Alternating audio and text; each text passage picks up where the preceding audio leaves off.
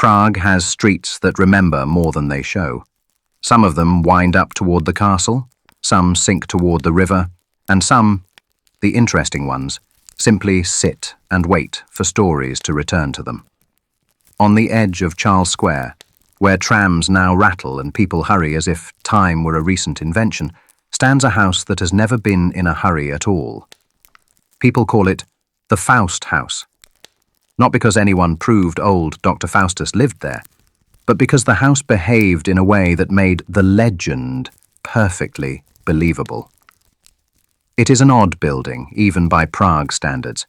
Its facade watches the square with a kind of patient curiosity, as if it has seen emperors, monks, students, soldiers and tourists pass by and decided to let them. The walls are thick, the windows a little too thoughtful, and the cellars, according to everyone who ever had to clean them, are deeper than needed for ordinary human life. Prague, of course, approved. This is a city that likes its mysteries visible and its explanations optional. In earlier centuries, when the square was quieter and the nights longer, people said that light sometimes glowed behind the upper windows at hours when respectable households slept. Not the warm, flickering light of candles, but a strange, steady brightness, the kind that suggested someone was arguing with creation itself. Neighbors whispered that scholars had stayed there. Not the gentle, book-dusting kind, but the restless sort who believed the world ought to tell them more than it was currently telling. Alchemists, physicians, astrologers, all those people who kept glass, fire and Latin in the same room. Prague was full of them for a time. The house merely offered better acoustics. Even from the street you could feel it. The place had layers. A Baroque front on medieval bones, a Christian cross above a roof that had almost certainly listened to things the church would not have approved of. The kind of house that collected centuries the way other people collect porcelain. During the day, it was harmless. Sunlight on plaster, footsteps in the courtyard, a servant carrying water. But at dusk, when the square emptied and the city slipped back into its older self, the Faust house seemed to lean slightly inward, as if remembering conversations spoken in low voices. People liked to say it was cursed. People liked to say that about any house where interesting things happened after midnight. The truth was simpler, and therefore more unsettling. It was a place where very clever people had tried to learn too much, too fast. And Prague, being a courteous city, had decided to remember it for them. So the house remained, still, pale, listening, on the corner of the square, waiting, as old buildings do, for someone else to ask the same dangerous questions. Long before it was called the Faust House, it belonged to a man whose name history misplaced, but whose habits it remembered.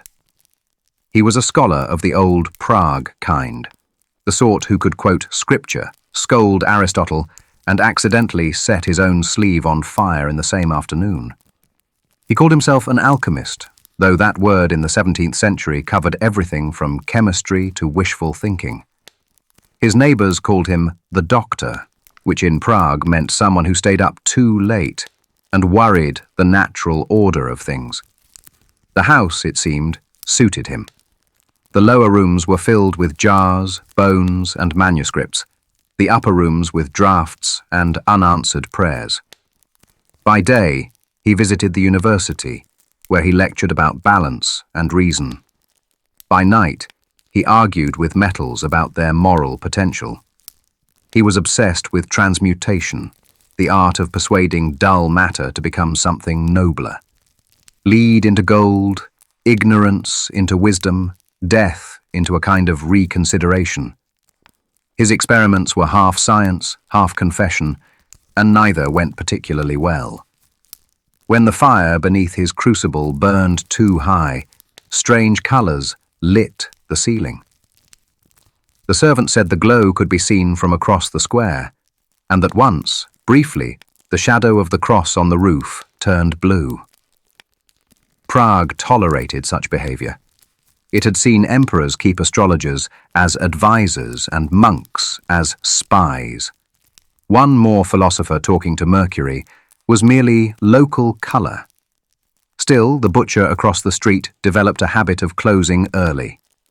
The doctor kept a journal, written in ink so fine it looked like the veins of a leaf. He filled it with symbols, circles, and comments that began logically and ended in poetry. All things contain their opposite, he wrote. If one could find the exact centre between heaven and earth, one might finally rest. Rest was not his strength. Witnesses, and Prague always provides witnesses, recalled hearing him pacing until dawn, reciting phrases in Latin that sounded too affectionate for any known theology.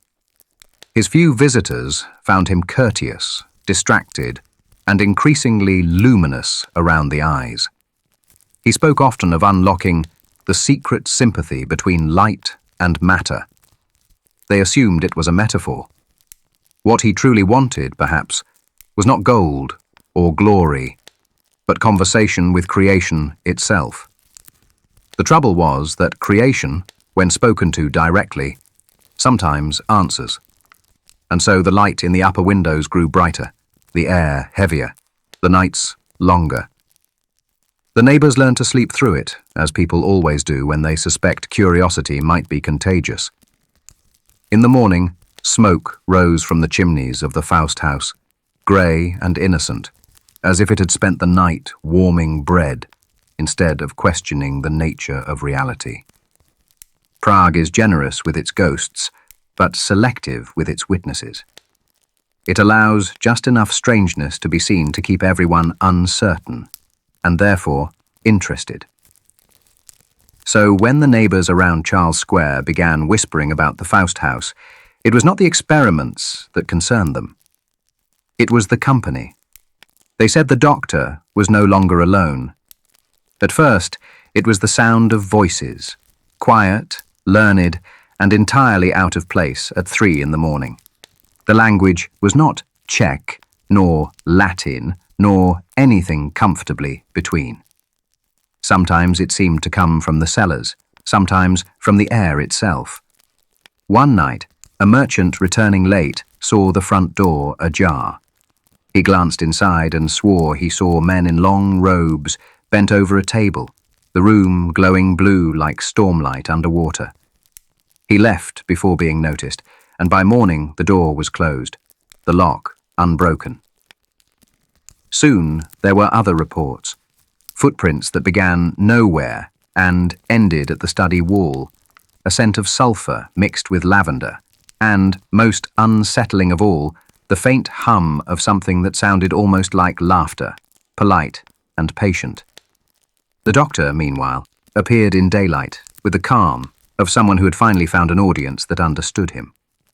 His eyes seemed brighter, his smile more certain. He began to avoid the market altogether, preferring deliveries left at the gate.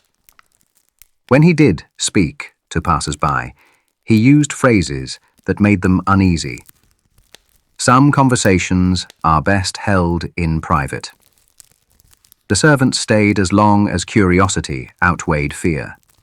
One swore she saw a shadow on the wall moving independently of its owner. Another refused to go near the cellar after hearing a sound like glass being breathed upon. Within a month, the house was quiet again, save for the doctor and whoever else was no longer leaving through the front door. The priest from the nearby church attempted a visit, carrying the full authority of faith and half a bottle of courage. He returned pale, mumbling something about the air feeling incorrect. Still, the square remained calm. Prague has always known how to coexist with heresies. It files them away between superstition and municipal charm. From across the street, the butcher's wife once saw light pouring through the shutters, green, then gold, then colourless, and remarked that the doctor must finally have found whatever he was looking for.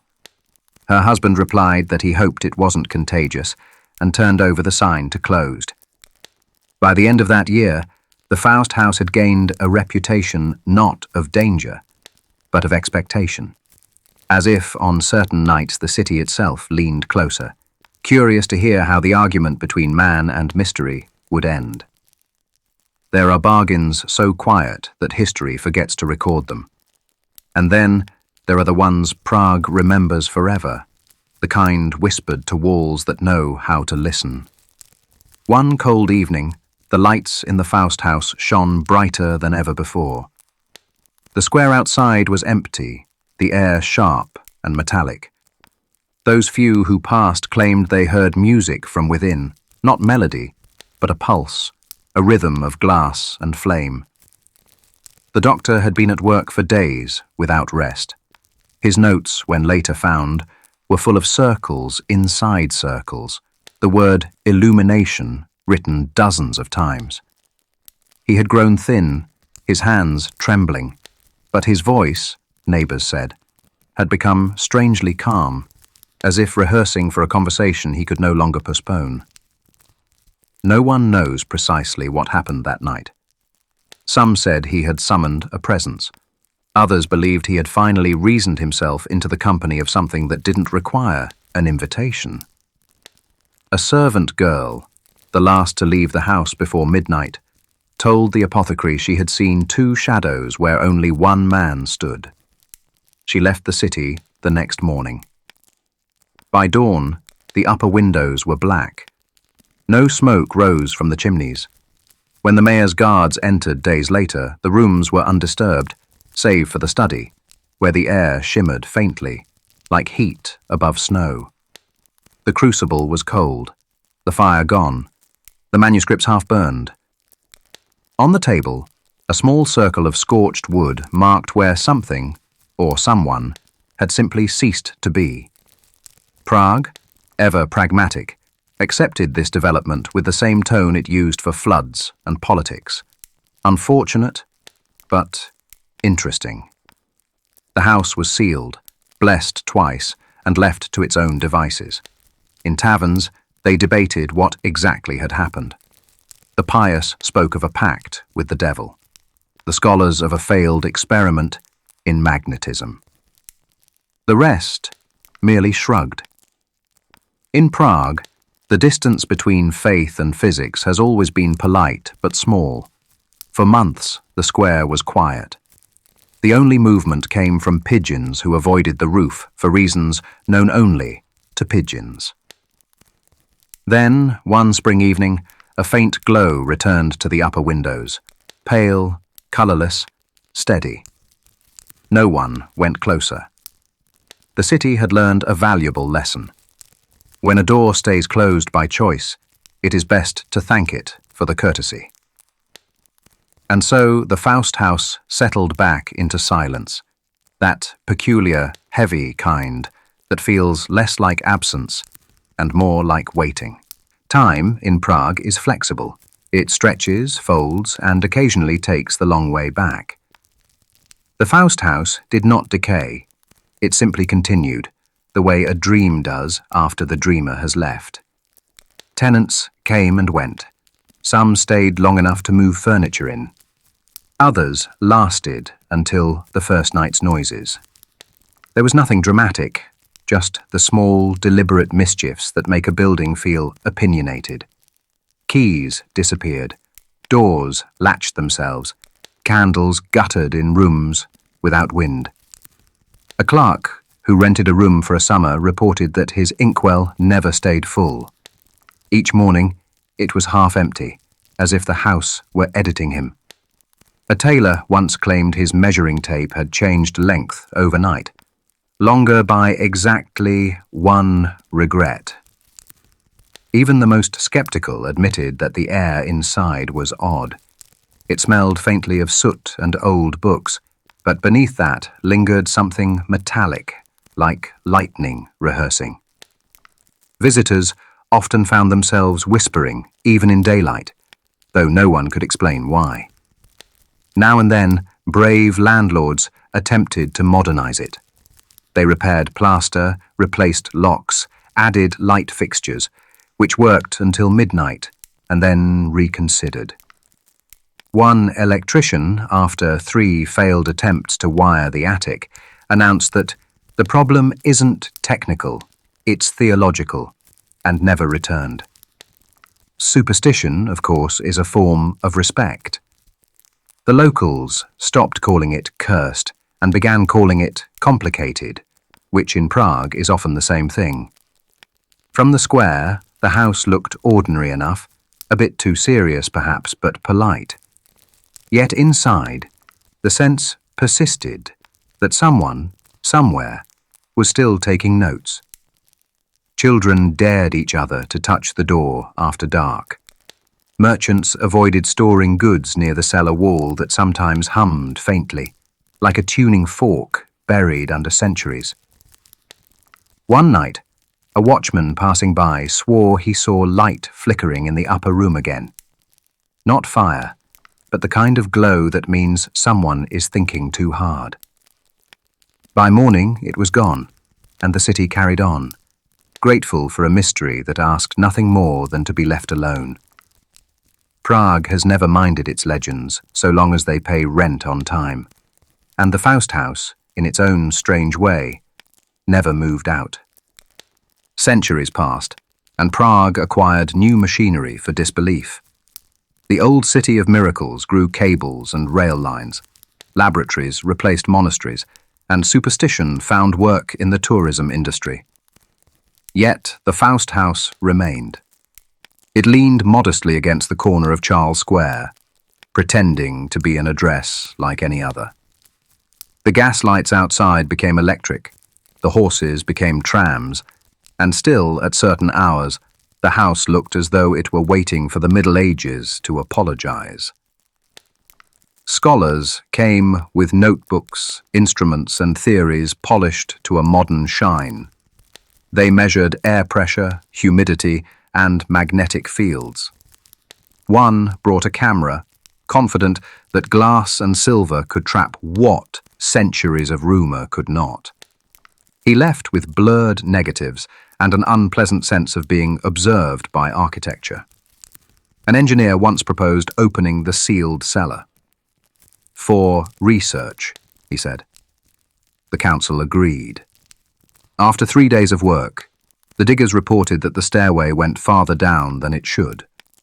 When one of them dropped a lantern, it vanished without sound.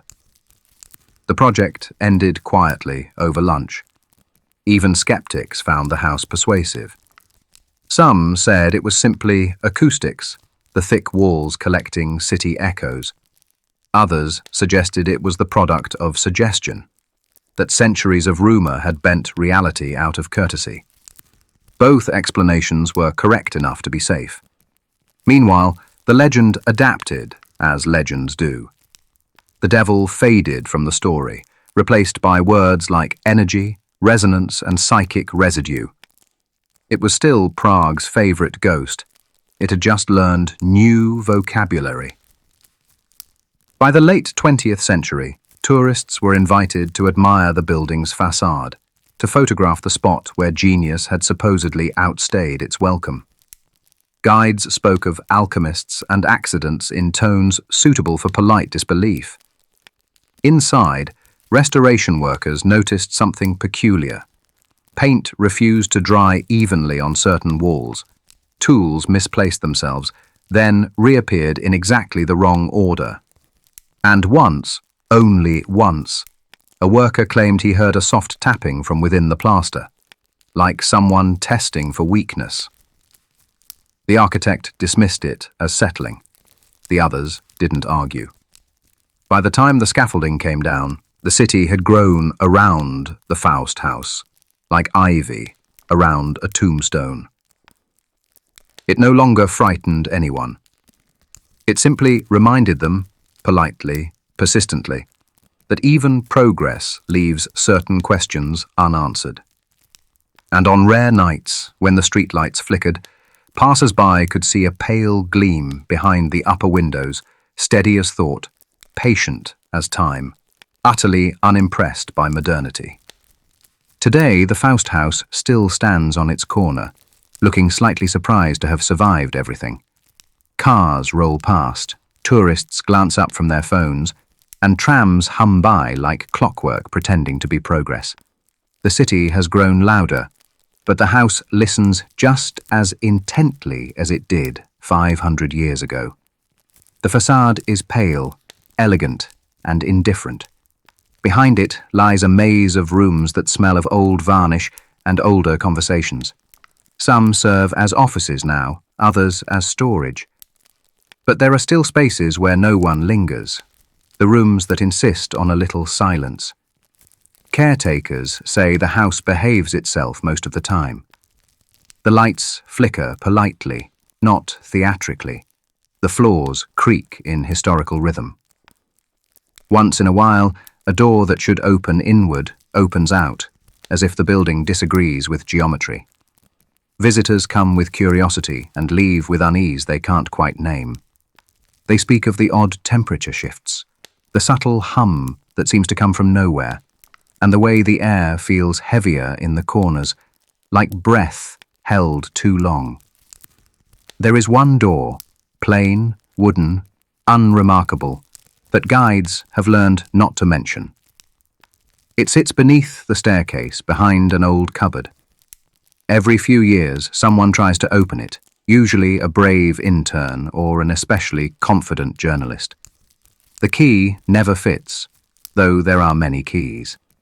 And the handle, when turned, always stops halfway, as if something on the other side is considering whether to let go. They say the cellar beyond that door descends deeper than the blueprints admit. But no one checks anymore. The city has decided that some mysteries make better landmarks when left unsolved. On summer evenings, when the square outside glows with cafe lights and passing trams cast long shadows across the facade, the house seems almost content. It has kept its secret longer than most countries keep their borders. And yet, if you stand across the street at dusk, you might see a pale light still flicker in the upper room, the same one that once glowed with impossible colors. It's nothing unusual, of course. Just the house remembering a conversation it once had with a man who asked too many questions. After all, Prague is full of memories, and some of them insist on staying indoors. Prague never explains itself. It prefers implication to confession, mystery to evidence, and the occasional unsettling coincidence to any formal apology. The Faust house fits perfectly into that tradition, a polite reminder that not every door in the city opens outward. People still argue about what really happened there. Was it sorcery, science, or simply ambition carried past the point of good manners? The theologians blame pride, the physicists blame air pressure, and the locals blame the building, which is easier. But perhaps the truth is less theatrical. Perhaps the old scholar merely discovered what every seeker learns sooner or later, that knowledge, like fire, illuminates most beautifully when it's just about to burn something down. The house, having witnessed it all, endures with faint amusement. Its walls hold no malice, only memory. At night, when the square is quiet and the city's lights tremble on the river, it seems to breathe. Not haunting, just existing, as if content to let curiosity do the haunting for it. If you ever pass by after midnight, when Prague feels slightly detached from the present, pause for a moment. You might sense the air grow still, the way it does when thought turns into prayer. And if you feel the urge to knock on the door, don't. The house has heard enough questions for one lifetime.